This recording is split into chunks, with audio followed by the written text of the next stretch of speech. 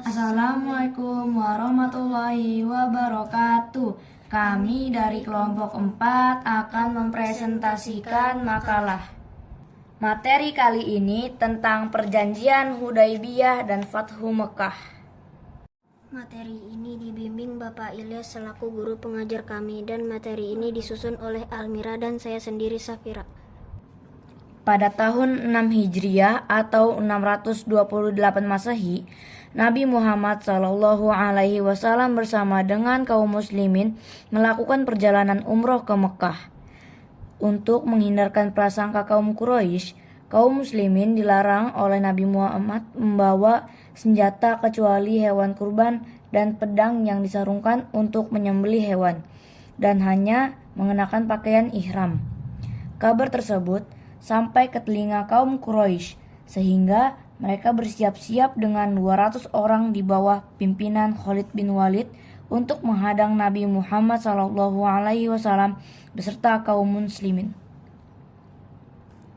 Karena dihadang, Nabi Muhammad SAW dan kaum muslimin memutuskan untuk memutar jalan hingga sampai di daerah Al-Hudaibiyah. Pada saat Nabi dan rombongan tiba di Al-Hudaibiyah, kaum Quraisy mengirim utusan untuk menanyakan maksud dan tujuan dari Nabi dan kaum muslimin datang ke Mekah sebanyak 3 kali. Demi membuat percaya kaum Quraisy, Nabi mengutus Utsman bin Affan untuk memperjelas tujuan kedatangan kaum muslimin ke Mekah. Setelah saling mengirim utusan dan untuk menghindari kesalahpahaman, maka pihak Quraisy dan kaum muslimin melakukan perundingan di Al-Hudaibiyah. Perjanjian Hudaibiyah adalah perjanjian damai yang ditandatangani oleh Nabi Muhammad SAW dan pemimpin suku Quraisy di Hudaibiyah pada tahun ke-6 Hijriah. Kesepakatan tersebut tercapai setelah Nabi Muhammad SAW dan para sahabatnya melakukan perjalanan dari Madinah ke Mekah untuk menunaikan ibadah umroh. Perjalanan Hudaibiyah merupakan simbol diplomasi perdamaian yang dilakukan Rasulullah SAW untuk menghindari pertumpah darahan di kota suci Mekah. Perjanjian ini menjadi tonggak makin diakuinya ekstensi Islam. Sejarah perjanjian Hudaibiyah.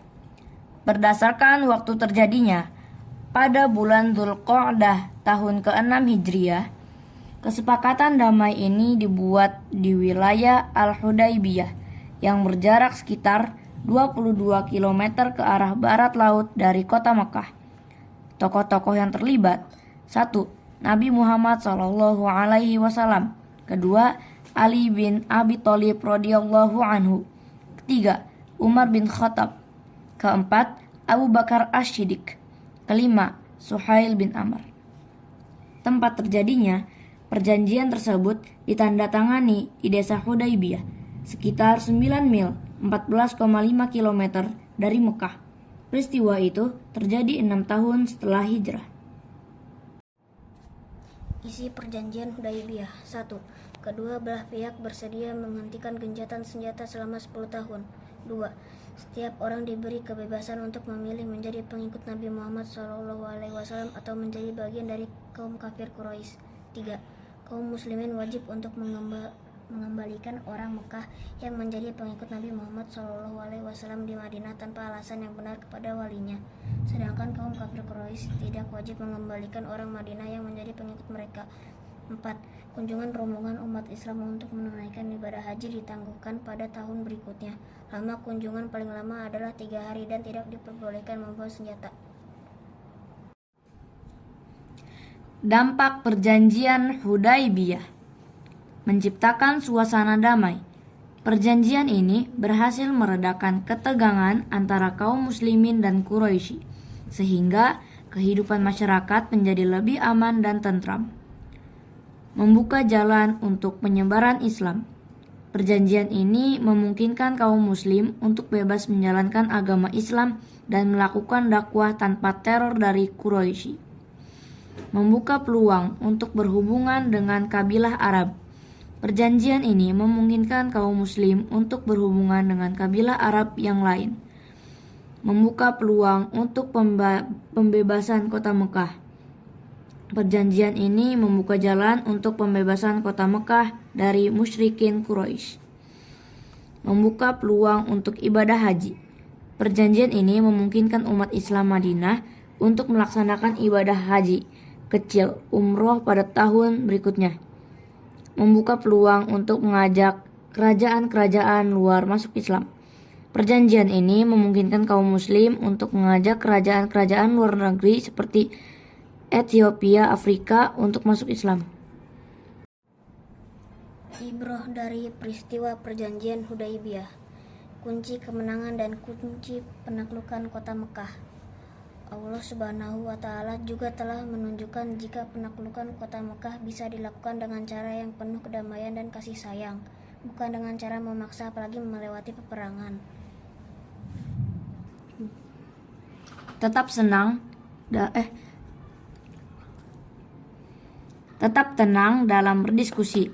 Hikmah kesabaran dan ketakwaan dalam menghadapi cobaan. Kebijaksanaan dan kewaspadaan dalam berdiplomasi. Keutamaan damai daripada perang dan berkeberkahan dalam mengikuti perintah Allah dan Rasul-Nya. Menimbang dengan baik dan efek buruk pada setiap poin perjanjian.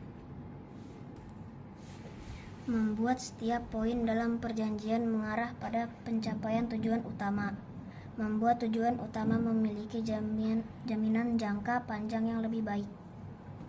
Fatu Mekah. Fatu Mekah adalah peristiwa pembebasan kota Mekah dari kaum Quraisy yang terjadi pada tahun 8 Hijriah atau 630 Masehi. Peristiwa ini merupakan puncak keberhasilan dakwah Nabi Muhammad SAW dan menjadi titik awal kembalinya umat Islam ke kota suci dan Ka'bah. Penyebab terjadinya kaum Quraisy melanggar perjanjian Hudaibiyah yang telah disepakati oleh Nabi Muhammad mewakili Islam dengan Suhail bin Amr mewakili kaum Quraisy di tahun 6 Hijriah. Peristiwa Fatu Mekah.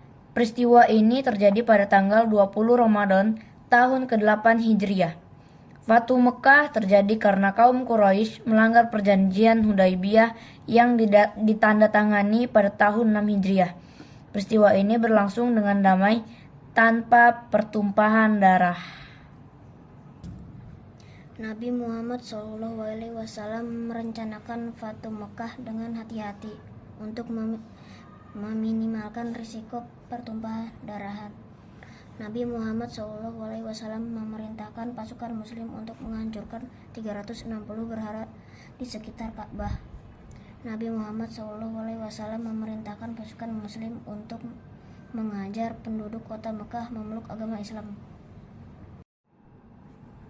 Ibroh dari peristiwa Fatu Mekah. Perjanjian Hudaibiyah merupakan perjanjian damai yang ditandatangani oleh Nabi Muhammad SAW dan pemimpin suku Quraisy pada akhir tahun ke-6 Hijriah.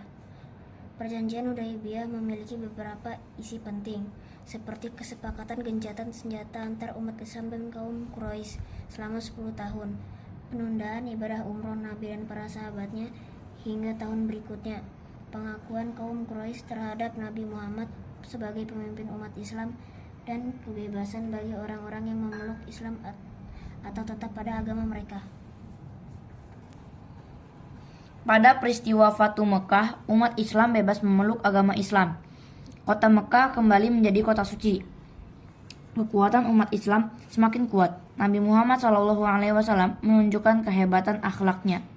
Beberapa hikmah atau pelajaran yang dapat diambil, seperti kesabaran dan ketakwalan dalam menghadapi cobaan, kebijakan dan kewaspadaan dalam berdiplomasi, keutamaan damai daripada perang, dan keberkahan dalam mengikuti perintah Allah dan Rasul-Nya.